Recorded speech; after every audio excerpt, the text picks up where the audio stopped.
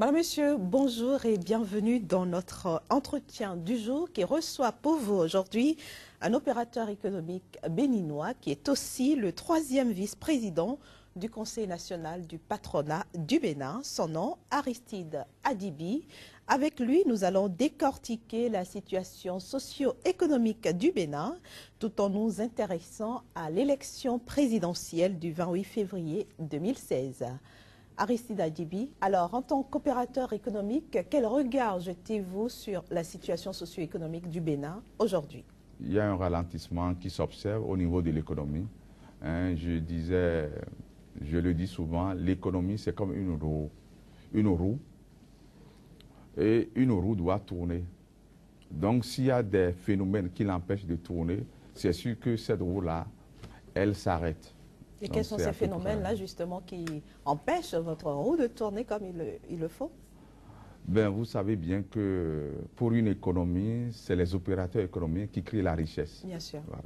Donc, de ce fait, si les opérateurs économiques qui font des prestations ne sont pas payés à temps, il va de soi que la roue s'arrête. Quand bien même les salaires sont payés, il y a des infrastructures qui se font. Mais au niveau, il faut que les opérateurs économiques soient payés à temps, et ça permet aussi à l'État de faire des économies. Parce que l'État parfois traîne pendant des années pour payer les opérateurs économiques qui font des prestations.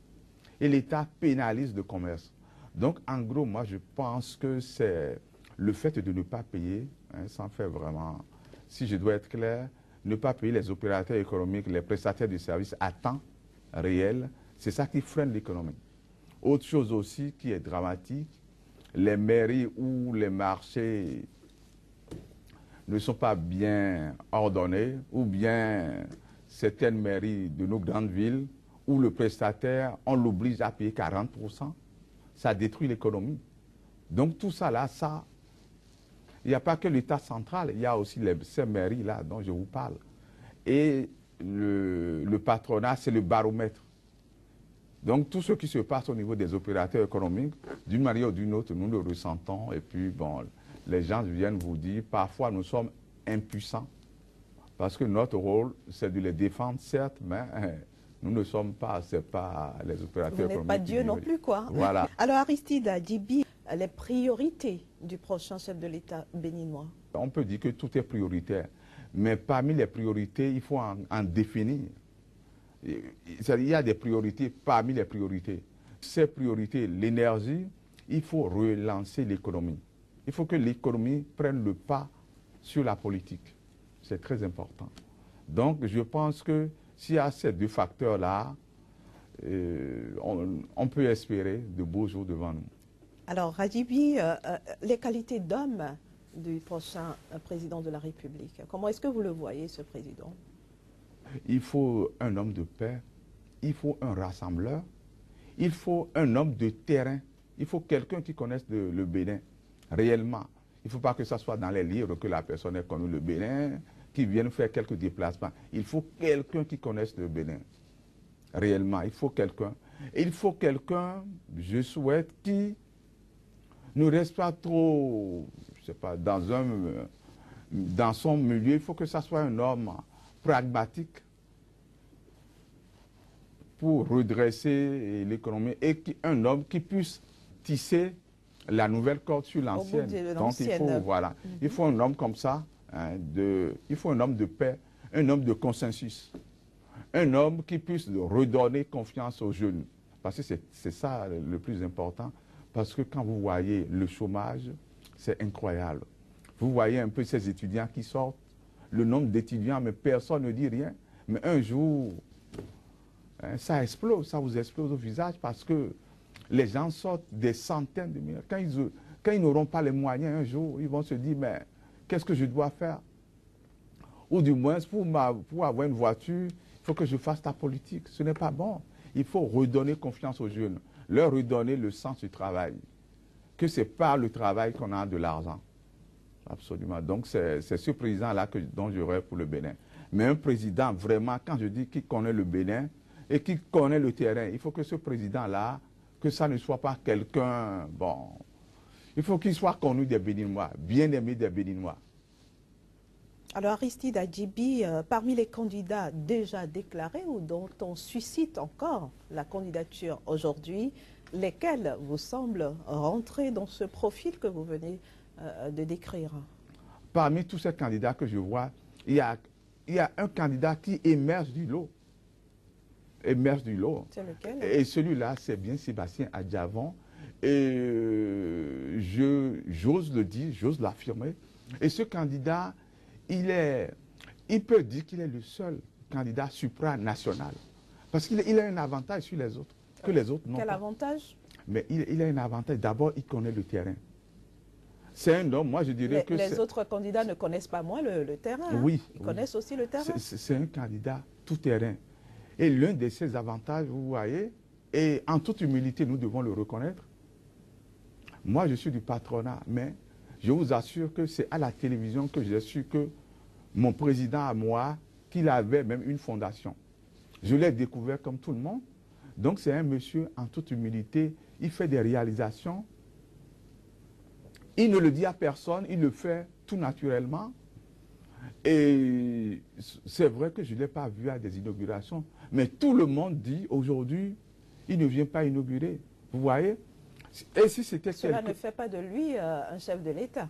Oui, mais si déjà quelqu'un qui a déjà le sens du social, il le fait sans être président.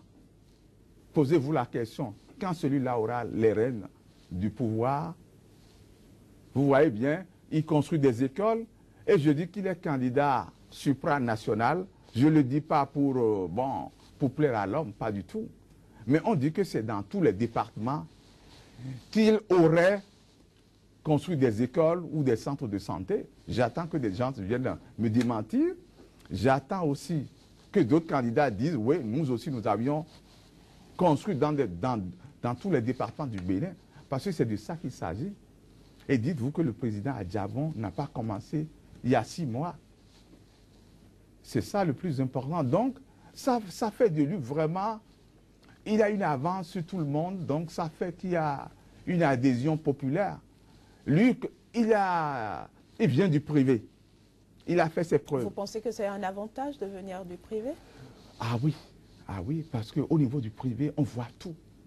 Certaines personnes disent, gérer une société, ce n'est pas gérer un État, mais c'est du leurre.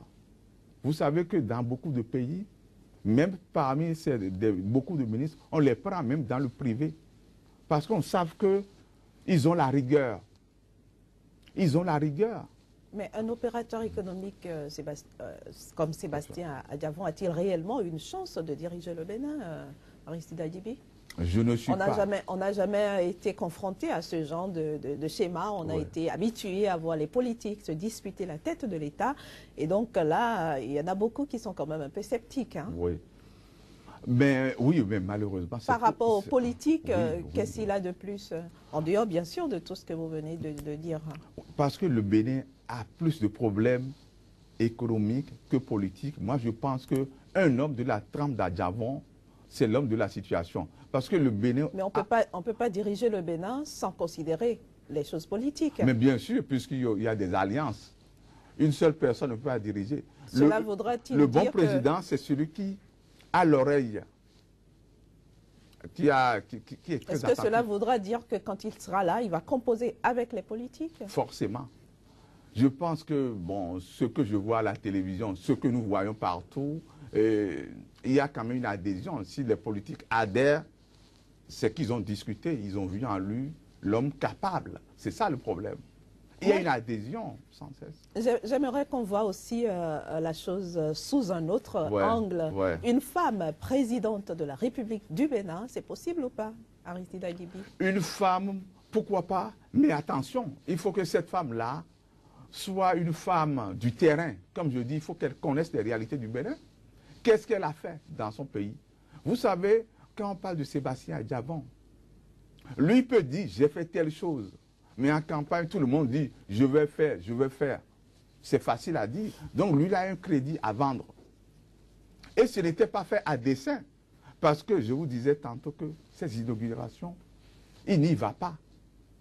Et s'il avait eu l'intention de se présenter il y a des années, je pense que vous l'auriez vu inviter les notables, ne serait-ce qu'une ou deux fois, tout au moins. Donc ça prouve que, bon, c'est l'homme humble dont le Bénin a besoin. Un homme humble, un homme rassembleur. Parce que je l'ai vu, j'ai travaillé à ses côtés au niveau, en tant qu'administrateur de la caisse, j'ai vu ce que nous avions fait. La Caisse nationale de sécurité sociale. De sécurité sociale, en tant qu'administrateur. Les gens s'étaient habitués à la complaisance. Et dites-vous que nous avions travaillé parce que au niveau de la Caisse de sécurité sociale, attention, n'est pas administrateur là qui veut. Parce qu'il y a les 3 syndicats les plus représentatifs du pays qui siègent. Il y a le patronat qui siège. On ne se connaissait pas. Tout le monde s'attendait à ce qu'il y ait qu'il y ait des frictions. Oui, il y avait des frictions. C'était une ambiance glaciale qu'on a vécue au début. Mais quand les syndicalistes aussi ont vu la manière de gérer, dans la transparence, mais écoutez, c'est un peu comme un enfant qui ramène 12 ans sur 20. Vous dites, bon, ok, c'est super, mon enfant a la moyenne. Mais nous, on dit, on peut mieux faire. Et nous, on a pu dire, ok, vous pouvez avoir 18 sur 20. Aujourd'hui, peut-être la caisse, on a fait gagner beaucoup d'argent à la caisse. On ne le dit pas souvent assez, mais bon, je pense que nous avions beaucoup contribué, le patronat. Alors, Aristide Adibi, nous sommes pratiquement déjà à la fin de notre entretien. Comment est-ce que vous voyez l'avenir de votre pays, le Bénin, très rapidement? Je pense que... Non, le Bénin a tout fait. Avec Sébastien Adiavant aux commandes, bien sûr. Oui, je rêve que ça soit un président comme Sébastien Adiavant, vous le dites bien. Comme il a toujours dit, la croissance à 2 chiffres pourrait être une réalité. Il comprend le problème des opérateurs économiques. En tout cas, c'est tout le mal que nous allons souhaiter à votre pays, le Bénin, Aristide Adibi. Une croissance à 2 chiffres, en fait. On peut y rêver. On peut y rêver. Alors, chers amis téléspectateurs, nous sommes déjà à la fin de cet entretien qui recevait pour vous M. Aristide Adibi. Il est opérateur économique et 3e vice-président du Conseil national du patronat du Bénin.